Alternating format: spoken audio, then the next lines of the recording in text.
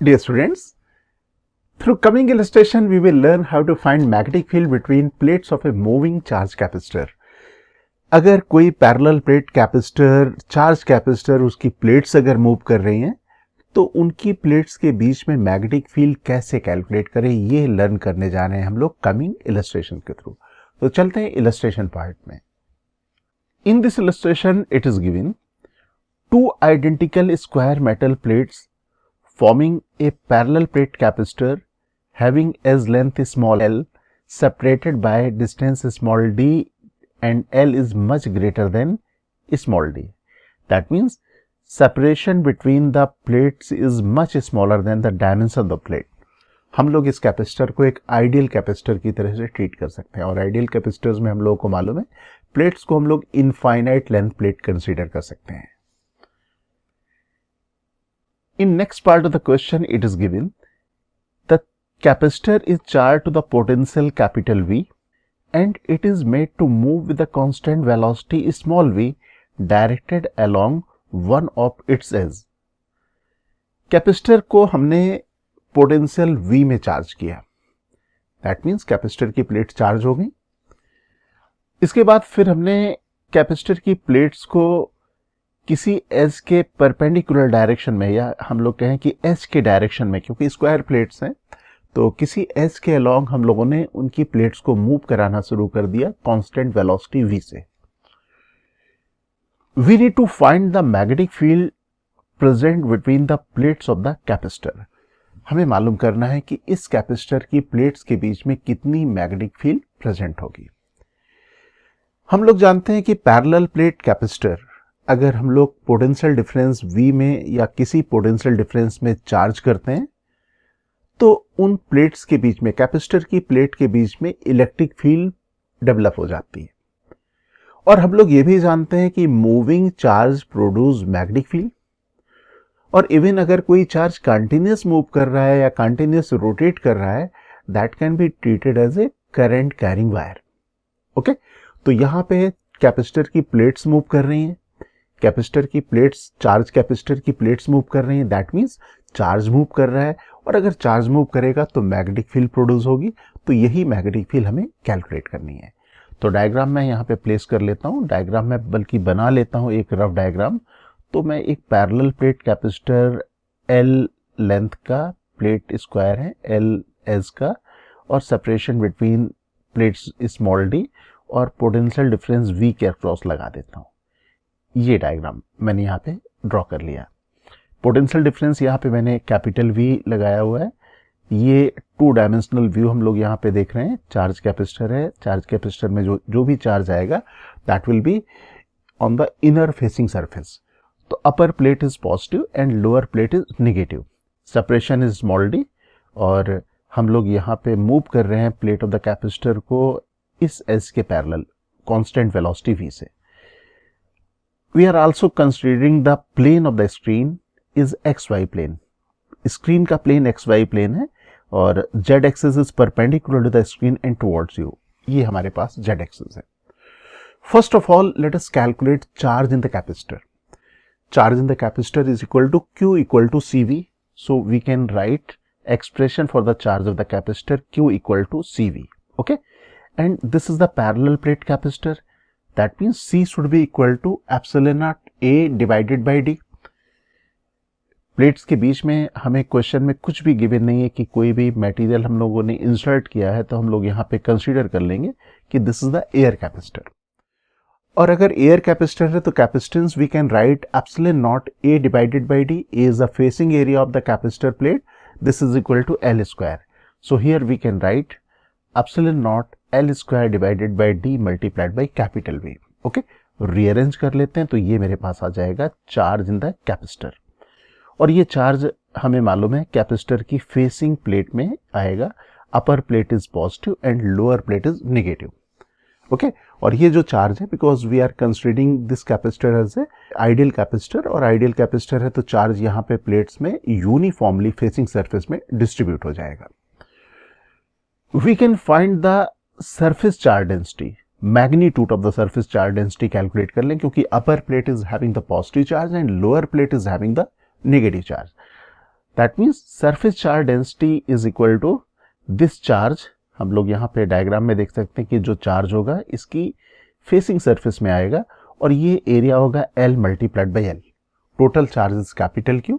तो यहाँ पे हम लोग magnitude of the charge density calculate कर रहे हैं, that means sigma is equal to Q divided by L square, this is the surface charge density. Okay, अब सरफेस चार्ज डेंसिटी तो हमने कैलकुलेट कर ली, ये चार्ज मूव कर रहा है, तो अगर कोई सेक्शन हम लोग यहाँ पे अगर कंसीडर करें, सपोज कोई ऑब्जर्वर यहाँ पे खड़ा हुआ किसी सेक्शन को ऑब्जर्व कर रहा है, सपोज एक स्मॉल सेक्शन को ऑब्जर्व कर रहा है, तो इस स्मॉल सेक्शन से चार्ज लगातार मूव कर रहा है, and we know rate of flow of the charge is the current, that means we can find the equivalent current because of the motion of the plate. जो plate move करेंगे उस motion की वजह से हम लोग यहाँ पे कैलकुलेट कर सकते हैं इक्विवेलेंट करंट। ओके, यहाँ पे मैंने सरफेस चार्ज डेंसिटी कैलकुलेट कर ली, क्योंकि अगर मैंने यहाँ पे वैल्यू रखी तो L स्क्वायर यहाँ पे कैंसिल हो गया, तो ये मेरे पास सरफेस चार्ज डेंसिटी आ गई।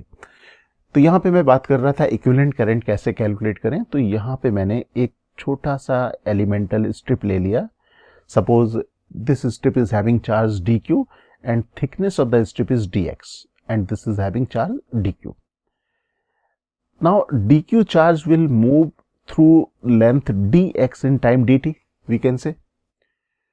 That means equivalent current due to motion of the plate will be equal to dq by dt. हम लोग यहाँ पे लिख सकते हैं एक्सप्रेशन करंट के लिए dq by dt. Okay, and dq की वैल्यू हो जाएगी surface charge density sigma multiplied by area of the strip, and this area of the strip is equal to small l multiplied by dx. इसका इस strip का area, the length of the strip is l and thickness is dx, that means area is equal to l multiplied by dx and surface charge density is sigma, so dq is equal to sigma multiplied by l multiplied by dx. Now dt, because plate is moving with a constant velocity v, हम लोग कह सकते हैं dx length charge को move करने में time लगेगा dx divided by v, that means dt we can write dx divided by v। तो यहाँ पे हम लोग i की वैल्यू इस तरह से कैलकुलेट कर सकते हैं, तो रीअरेंज कर लेंगे, हमारे पास यहाँ पे आ जाएगी i की value, we can substitute the value of sigma, this is equal to epsilon naught v divided by d, यहाँ पे मैंने वैल्यू सब्स्टिट्यूट करी और रीअरेंज कर लिया, तो ये सिचुएशन कुछ इस तरह से आ गई, epsilon naught L capital V small v divided by d, this is the equivalent current due to motion of the plate. Okay, अब ये जो equivalent current है हम लोग कह सकते हैं कि इस डायरेक्शन में होगी, जिस डायरेक्शन में वेलोसिटी है, जिस डायरेक्शन में चार्ज मूव करेगा उस डायरेक्शन में करंट होगी, और ये करंट हम लोग इस तरह से कंसीडर कर सकते हैं कि ये जो करंट इस प्लेट में डिस्ट्रीब्यूटेड है वो यहाँ पे हम लोग इस तरह से विजुलाइज कर सकते हैं कि बहुत सारे इनफाइनाइट लेंथ के वायर्स रखे हुए हैं साइड बाय साइड, या हम लोग कहें कि ये जो करंट हमने कैलकुलेट की हुई है ये करंट इसकी इस एज में यूनिफॉर्मली डिस्ट्रीब्यूट हो जाएगी। ओके, तो यहाँ पे मैं इस एज में जो वेलोसिटी के परपेंडिकुलर डायरेक्शन में एज होगी इसमें डिस्ट्रीब्यूट कर देता हूँ। This is the positive plate, तो positive charge is moving on the upper plate, अगर अपर प्लेट की बात करें तो positive charge is moving the rightward direction, तो करंट यहाँ से अगर ऑब्जर्व करोगे, आप फ्रंट से ऑब्जर्व करोगे तो current element vector is toward the observer, तो अपर पार्ट में मैं यहाँ पे करंट्स को डॉट ड्रॉ कर सकता हूँ, एंड लोअर पार्ट इज में अगर हम लोग कंसीडर करें तो lower plate is a negative plate and we know conventional direction of the current is the motion of the charge, जिस डायरेक्शन में पॉजिटिव चार्ज मूव कर रहा होता है उस डायरेक्शन में हम लोग कंसीडर करते हैं कि करंट की डायरेक्शन, तो नेगेटिव चार्ज मूव कर रहा है इन द राइटवर्ड डायरेक्शन, तो करंट की डायरेक्शन हम लोग इसके अपोजिट डायरेक्शन में मान सकते हैं, that means if observer is observing from this side, यहाँ से कोई ऑब्जर्वर ऑब्जर्व कर रहा है तो अपर प्लेट में करंट की direction like this and lower plate में करंट की डायरेक्शन यहाँ पे, अपर प्लेट इज पॉजिटिव चार्ज के मोशन की डायरेक्शन में करंट और ये लोअर प्लेट इज नेगेटिव, तो लोअर प्लेट में मोशन ऑफ द प्लेट के अपोजिट डायरेक्शन में करंट, तो इस तरह से हम लोग कंसीडर कर सकते हैं कि करंट का फ्लो ऐसे होगा, तो मैं यहाँ पे ड्रॉ भी कर देता हूँ I and this is I। Okay, अब करंट इस लेंथ में डिस्ट्रीब्यूट हो जाएगी, अगर करंट इस लेंथ में डिस्ट्रीब्यूट हो जाएगी तो we can find the linear current density. तो ये सिचुएशन एग्जैक्टली उस टाइप की सिचुएशन से आप कंपेयर कर सकते हो जैसा हम लोगों ने थ्योरी में लर्न किया था कि इनफाइनाइट लेंथ की करंट कैरिंग प्लेट्स अगर हो तो उनके पास में मैग्नेटिक फील्ड कैसे कैलकुलेट करें। तो we can consider we have the two infinite length current carrying plates जो एक दूसरे के पैरेलल हैं। ओके, यहाँ पे अगर मैग्नेटिक फील्ड की बात करें तो मैग्नेटिक फील्ड यहाँ पे डॉट है। राइट हैंड रूल से अगर मैग्नेटिक फील्ड देखोगे तो मैग्नेटिक फील्ड की डायरेक्शन आएगी into the plane of the screen.